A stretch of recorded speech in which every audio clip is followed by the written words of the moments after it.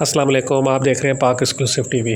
دادا بھائی انسٹیٹیوٹ کی جانب سے نئے وکلاء کے درمیان ایک تقریری مقابلہ منعقد کیا گیا، جس کا مقصد ان کے دلائل سننا تھا۔ وہ کس طرح کے دلائل دیتے ہیں، یعنی کہ ایک مقدمے کی طرح ان کو موقع دیا گیا کہ وہ ایک مقدمے پر اپنی تقریر کریں، دلائل لکھیں، موقعیں بیان کریں اور اس حوالے سے اپنے دلائل عدالت کی طرح جیسے پیش کیے جاتے ہیں اس طرح ججز کے سامنے پیش کریں۔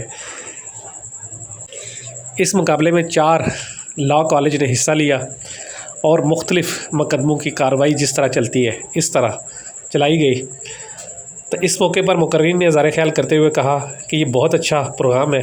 اس طرح کے پروگرام سے نوجوانوں کو سیکھنے کا موقع ملتا ہے، کیونکہ عام طور پر کورٹ میں اس طرح موقع نہیں دیا جاتا، تو جس کی وجہ سے یہ پروگرام منعقد کیا گیا۔ اس پروگرام میں high court, city court, Malir court اور دوسرے کئی کورٹ سے تعلق رکھنے والے سینئر وکلاء بھی شامل تھے۔ انہوں نے دادا بھائی انسٹیٹیوٹ کی اس کاوش کو سراہا۔ السلام علیکم، میرا نام ڈاکٹر سعد احمد خان ہے، میں ایگزیکٹو ڈائریکٹر ہوں دادا بھائی انسٹیٹیوٹ آف ہائر ایجوکیشن سے۔ آج ہمارے پاس انٹر موڈ کمپٹیشن ہو رہا ہے، جس کے اندر ہماری جو ہمارا جو لاء ڈپارٹمنٹ ہے اس نے تمام لاء ڈپارٹمنٹس آف کراچی ان کو سب کو انوائٹ کیا ہے۔ اس کا مقصد یہ ہے کہ جو ہمارے جو لاء اسٹوڈنٹس ہیں وہ ان کی ہم بہتر سے بہتر ان کی ہم ایجوکیشن کے اندر ان کی ٹریننگ، ان کی سکلز ڈیولپمنٹ کر سکیں۔ ہم اکثر یہ دیکھتے ہیں کہ جو لائرز ہیں، جو نووس لائرز ہیں، ان کے پاس اتنے مواقع نہیں ملتے ہیں کہ ان کو پروفیشنل آرگیومنٹ کرنے کا یا ان کو کورٹ میں جا کے ان کو بات کرنے کا۔